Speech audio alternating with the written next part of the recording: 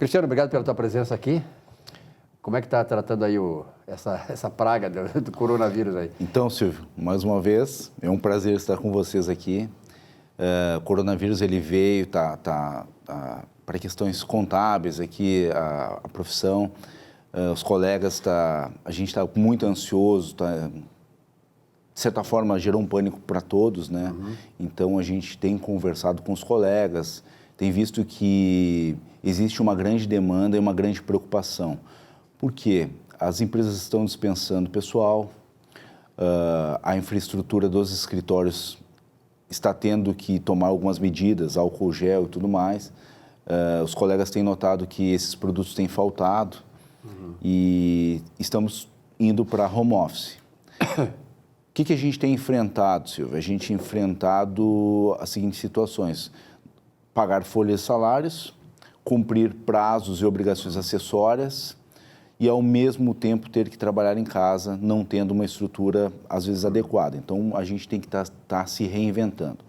O governo federal, agora, recentemente, lançou as medidas estruturantes e conseguiu dar um benefício para os micro e pequenos empresários através do Simples Nacional, prorrogando, na verdade, o pagamento, né, dos meses de março, abril e maio para o final do ano, né?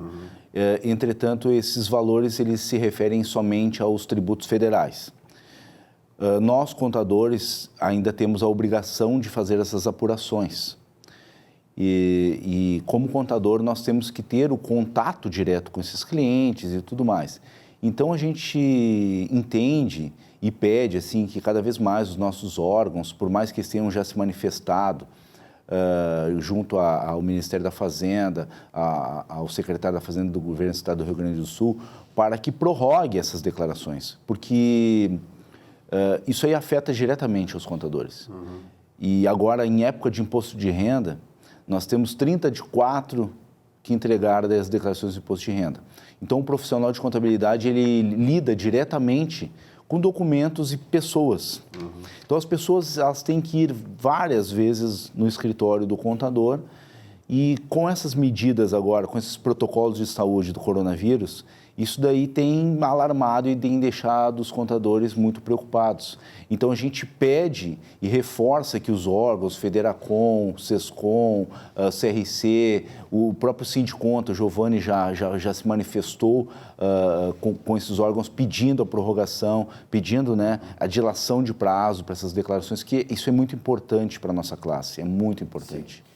Cristiano, uma das grandes preocupações que se tem naturalmente é com a saúde das pessoas, que exige este confinamento, esta parte assim de pelo menos não ter aglomerações. Como nós estamos aqui agora, não é?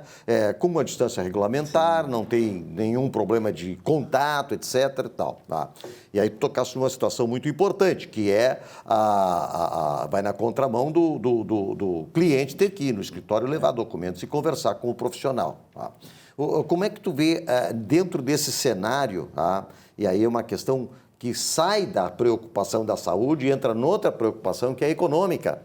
Tá? Como é que tu vê assim, esse cenário? Esse cenário, ele a mim parece bastante preocupante, até um pouco alarmante, não é verdade? Com certeza, Vilmar. Nós recebemos muitas ligações, assim, tanto de colegas quanto de empresários, pequenos empresários, que acredito eu que vai ser a parcela que vai ser mais afetada. Com esses protocolos da saúde, aí, de isolamento, esses empresários eles vão tender a diminuir o seu movimento ou parar. Entretanto, como é que se faz? A preocupação deles, Cristiano, como que nós fazemos? Nós temos os nossos empregados, dispensamos, não dispensamos, temos que pagar, não temos que pagar, e os tributos, e esses documentos, como é que eu faço, como é que eu te entrego, como que nós vamos processar essas situações? Aí vem os aluguéis dos imóveis também, uma série de outros encargos fixos, né? Perfeito. Então, por mais que o governo federal tenha publicado algumas medidas e vão vir novas, e tenha injetado alguns bilhões na economia para ajudar, eles talvez sejam insuficientes, porque a gente está visualizando um cenário que é um cenário em escala, um cenário que ele vai aumentar. E essas empresas paradas, a economia vai e, de certa forma, engessar, né? Até a própria questão aqui de prorrogação de prazos do Simples de março, abril e maio, mas é um faturamento que praticamente vai ser mínimo. Quer dizer, essa prorrogação ajuda um pouco, mas é sobre um valor pequeno, não é? Tem que haver, eu entendo, medidas muito mais contundentes, não é? No sentido de como lidar com as folhas de pagamento, como lidar com as locações, que são dois pesos enormes dentro de uma estrutura, principalmente para os pequenos. Não é? Aliás, na palestra ontem, o Paulo Guedes, na reunião ministerial que houve lá, o presidente Bolsonaro fez com todos os ministros, foi muito bem detalhado esse aspecto. O Paulo Guedes disse assim, olha, nós estamos agora no acompanhamento, tem uma comissão acompanhando, essas não serão só estas medidas, nós vamos acompanhar o desdobramento da crise. E com certeza, essa questão de prazo, inclusive do imposto de renda, vai ser mexido, né? Então, isso assim, pelo volume de declarações, pelo movimento que se tem em escritórios e tudo mais, e pelo prazo, né? A gente sabe que o brasileiro, ele deixa para o último momento. E a gente daqui a pouco vai estar enfrentando o pior da crise do coronavírus ou saindo dela. Então, a gente ainda vai ter que estar mantendo um certo protocolo. Então, a gente pede, isso aqui, assim, as nossas entidades, elas têm que lutar e têm que insistir nisso. Os pequenos empresários, eles tiveram também um diferimento, foi anunciado diferimento de FGTS 3 meses, né? Redução de 50% do Sistema S.